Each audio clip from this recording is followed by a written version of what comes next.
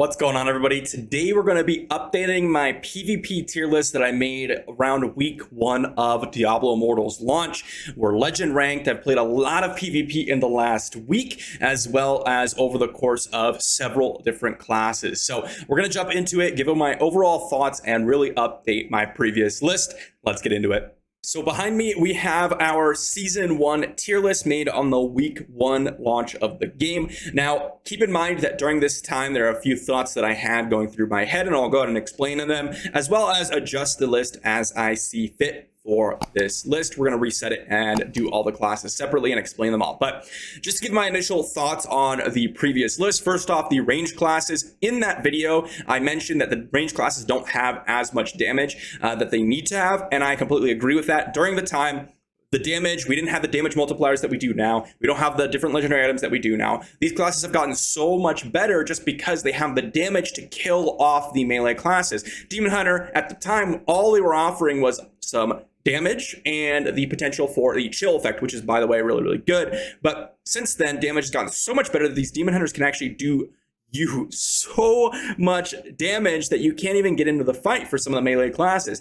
So definitely rated a little low. Even the wizard is. Monk, I definitely think that this one was probably just a little bit too low, even in the list that I made at week 1. And that is because we didn't realize the full potential of how much of a CC bot that these monks can be. They're absolutely absurd in both their CC ability, their CC immunity, and their mobility, which is absolutely absurd. So definitely a little bit low here. Necromancers as well was a little bit low for the time, just because of how annoying they are. The CC immunity, the amount of CC they can bring at a ranged kind of perspective. They're like the ranged version of the monks without the mobility. So they have the range, but they don't have the mobility. Both of these are just insane CC bots and just absolutely absurd. And then Monk, or rather Barbarian and Crusader up here are ranked probably a little highly for now, but at the time, these classes were top tier. And the reason for that is they didn't have the damage to get these through these classes, so they could get on top and even actually do what they needed to do. Nowadays, it's really, really hard to get in there. Although I think Crusader has really and is really able to do a lot of work. It really just depends on whether or not your party can work around you, because they're mainly focused on support, and Barbarians are just overall harder to play because of all the CC in the game now, as well as their inability to kind of get their damage off if someone doesn't make a mistake. So I think these two are a little highly rated, but we're going to reset it and then just talk about the individual builds that I see some of these classes running, especially when you get to those legend ranks, as well as vault, and also just their overall rankings. And we're going to start off with the Barbarian. Now, first off, the S tier is, in my opinion, absolutely broken classes, meaning they probably could do with a little bit of a nerf, if I'm being honest, as well as you just absolutely want these classes on your team. A tier are, in my opinion, properly balanced classes that are strong, but not absolutely absurd, and you're definitely going to want these classes on your team as well. B tier is they could do with a little bit of a buff, and you may have a place for certain of these classes in certain party compositions, and overall they'll just be generally useful. C tier is, I really don't necessarily want to see these classes in my team, and if I do, I'm going to be a little sad. And then D tier is just absolute trash. I don't really think any of these classes fit in the C and D tier. Most of them are relatively decently balanced. The S tier and the B tier are probably going to have a couple classes in them, though. So there's some classes that I think could use a little bit of a buff, and some classes that could be used or use a little bit of a nerf. And the first one is Barbarian. To me, they are a B tier class. They are solid, but not amazing. And the real strength that lies with the Barbarian is the ability to charge on your squishy carries and then permanently CC them and one combo them, even as, you know, a sub 1k resonance player. They are extremely strong in really locking down those ranged DPS carries, specifically the Demon Hunter and Wizard. Oftentimes with Barbarian, you're going to see Barbarians running the Gathering to be able to move people together, the Furious Charge, and overall just be an absolute nuisance with people running the immunity.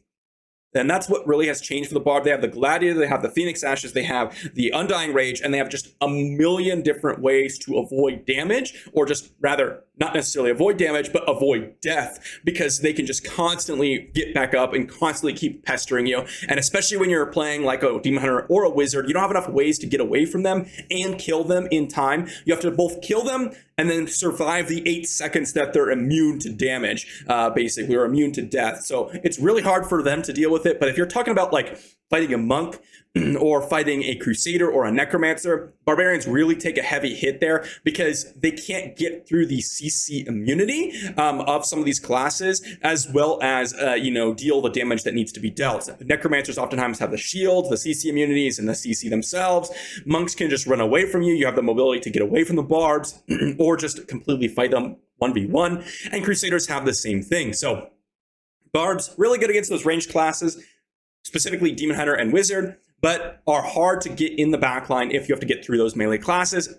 And so select scenarios, they could be absolutely overpowered, and some select scenarios, they can just be absolutely useless. And so to me, they could probably use a little bit of a buff for most cases.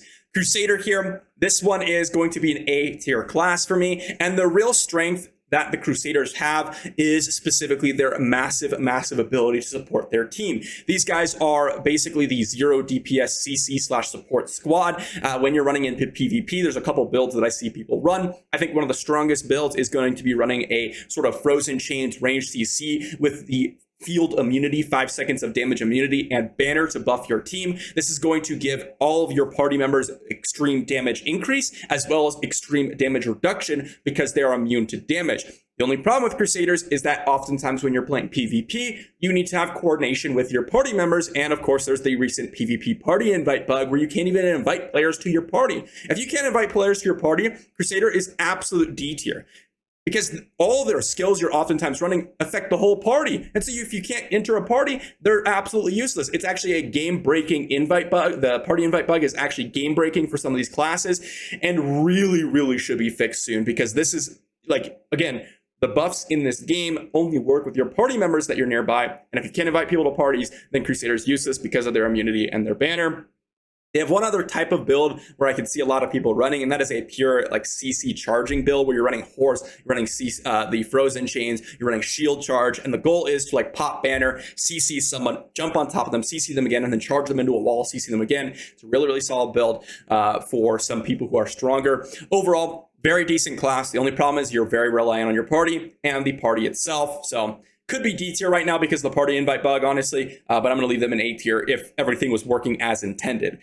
Demon Hunters, to me, these guys are A tier. They're not quite S tier, but they are A tier. And honestly, I'd probably put them in front of Crusader here. And the reason for this is they have access to one of the strongest debuffs in the game, in my opinion, as well as some new legendary items that have gotten them even better than before. And honestly, some of these legendary items make them maybe low S tier, but A tier, I don't think they need a nerf, so I'm going to keep them in A tier. And so what they're running now is Multi-Shot now has a chance to do knockback, which is absolutely absurd against these melee classes, which is one of the weaknesses of the Demon Hunter. They're very good against those Necromancers. They're very good against those classes when they can stay behind and shoot. The only problem is when a class gets on top of them, it can sometimes be hard to deal with them because you only have the Daring Swing. Most of the time you have 2 charges of it, and usually classes can be, or rather, in some cases like the Barbarian, have 3 charges. Crusader has movement abilities with also other charges.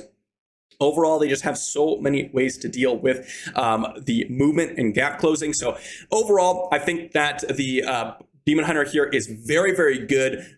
Really, their build variety isn't all that much. They are oftentimes running Multi-Shot, Reign of Vengeance with the Wolves, Daring Swing, and overall just crazy amounts of damage. And that's where they get a lot of their power from, is just the absurd amounts of damage they can bring out. With the addition of some CC, it makes them a little bit more versatile and a lot more survivable. And so you can run kind of a balanced damage-centric build where you have the knockback, the chill. Keep in mind that the chill freezes attack speed, which reduces the animation speed for some of these classes, and that can be more impactful than any other debuff in the entire game.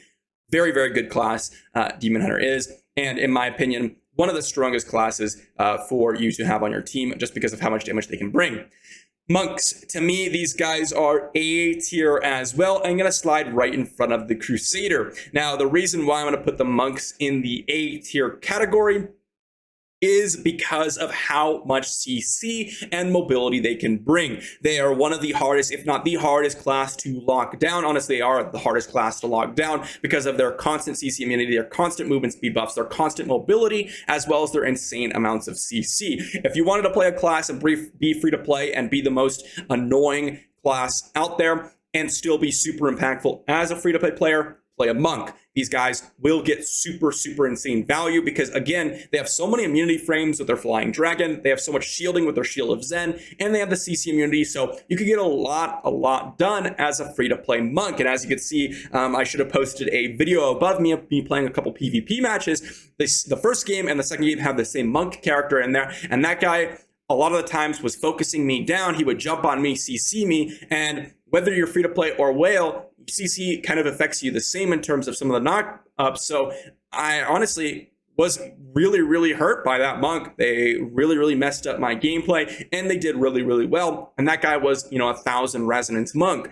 Very reasonable compared to myself. So monks are very good in that way. They're a CC bot, lots of mobility, easy to stay alive, easy to catch up to people, and easy to affect them. Imprison Fist with the knockup, the Shield of Zen with the CC immunity, as well as the speed up. That's the type of things that you'll see in the game, as well as the Inner Sank with the field that stuns when you cross. It makes it very difficult to play around that. Even if you teleport over it or use a movement ability over it, you still get stunned. So very impactful class there.